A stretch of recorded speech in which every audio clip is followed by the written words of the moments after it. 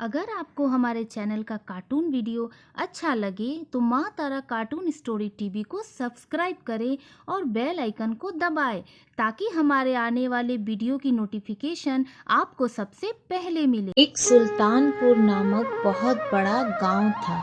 गांव बहुत बड़ा होने के कारण गांव में हर जाति और धर्म के लोग रहते। इसी गांव का सरपंच मंगनी राम था, जो नीयत का बहुत गंदा आदमी था। मंगनी राम गांव की बहू बेटियों को बहुत ही गंदी नजर से देखता था, जबकि मंगनी राम के घर पर उसकी पत्नी सुमित्रा और उसकी जवान बेटी विनीता थी। मंगनी राम अपने बदमाश गुंडों के साथ घूमता और जवान बहू बेटियों पर गंदी नजर रखता था। एक दिन की बात है, मंगनी राम गांव में एक बड़े पेड़ के नीचे अपने कुछ गुंडों के साथ बैठा था। तब उसकी नजर गरीब किसान बिरजू की बेटी मोहिनी पर पड़ जाती है।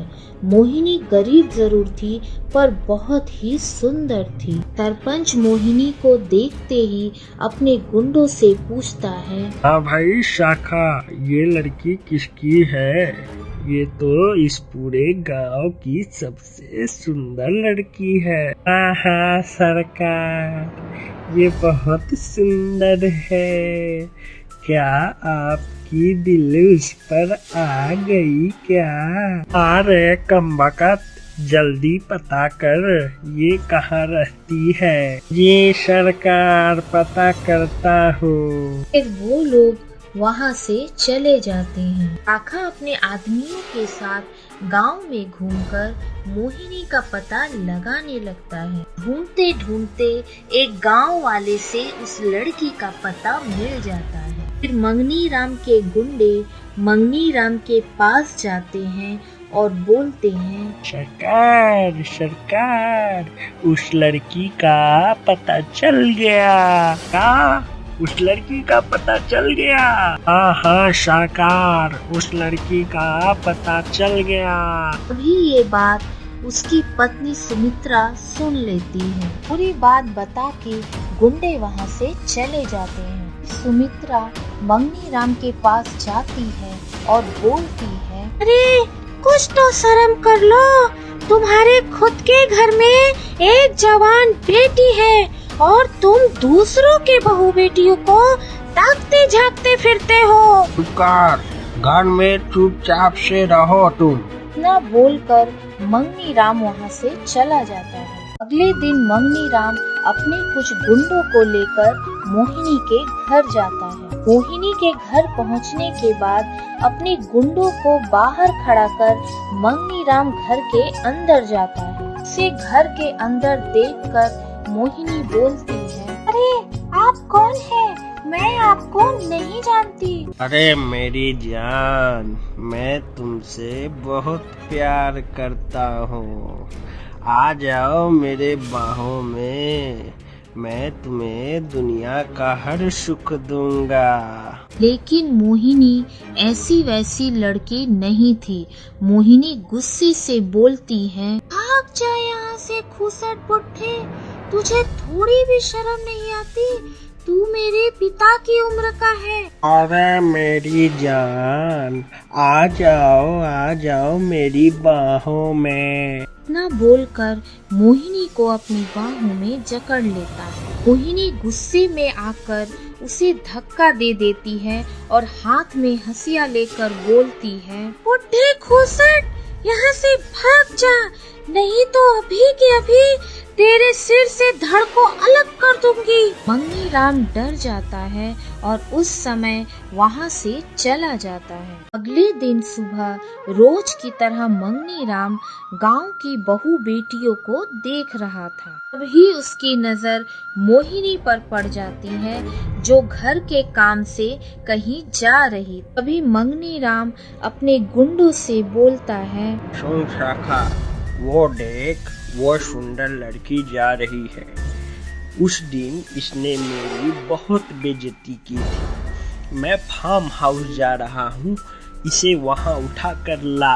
अच्छा सरकार, अभी जाता हूँ। गुंडे मोहिनी को उठाकर फार्म हाउस ले आते हैं। मोहिनी को ले जाते हुए कुछ गांव वाले देख लेते हैं। गांव वाले ये बात बिरजू को जाकर बताते हैं। बिरजू, बिरजू, तेरी बेटी को मंगनी राम के गुर्गे उठा कर ले गए। अरे भाई, ये क्या बोल रहे हो तुम? बिरजू रोते रोते गांव वालों के साथ मंगनी के घर पर जाता है। घर पहुंचने के बाद मालकिन, मालकिन, मित्रा आती है और बोलती है, क्या हुआ बिरजू, इतने क्यों घबराए हुए हो? क्या बताऊं मालकिन, अपने बेटी समान लड़की को सरपंच जी और उनके गुंडे फार्म हाउस उठा कर ले गए हैं। ये क्या बोल रहे हैं आप? हे भगवान! मित्रा अपने घर में काम करने वाले भैरव को बुलाती है और बोलती है, भैरव, तुम अभी के अभी फार्म हाउस जाओ और सेठ को बोलो कि उसकी बेटी को बिरजू उठा कर ले गया। अच्छा मालकिन, मैं जाता हूँ। इतना बोलकर भैरव फार्म हाउस चला जाता है। फार्म हाउस पहुंचने के बाद भैरव देखता है कि बिरजू की बेटी बिस्तर पे बंधी पड़ी है। दूसरी ओर सुमित्रा बेटी विनीता को लेकर गांव वालों के साथ गांव में जाती है और पूरे गांव वालों को इकट्ठा कर खड़ी रहती है। वहाँ भैरव सरपंच को बोलता है, मालिक, मालिक, क्या रे कमबख्त, तू यहाँ क्या करने आया? पूरा मजा किरकिरा कर दिया। मालिक, गजब हो गया। क्या हो गया, जल्दी बता। मालिक, विनीता बिटिया को गांव का बिरजू उठा कर ले गया। ये क्या बोल रहा है तू? सरपंच सब छोड़ छाड़ कर अपने गुंडों के साथ गांव पहुंचता है। गांव पहुंचने के बाद वह देखता है कि पूरा गांव इकट्ठा हुआ पड़ा है, जिसमें उसकी पत्नी और बेटी भी है। सरपंच बोलता है, अरे तुम लोग यहाँ क्या कर रहे हो? भैरव ने तो बताया विनीता को बिरजू उठा कर ले गया है।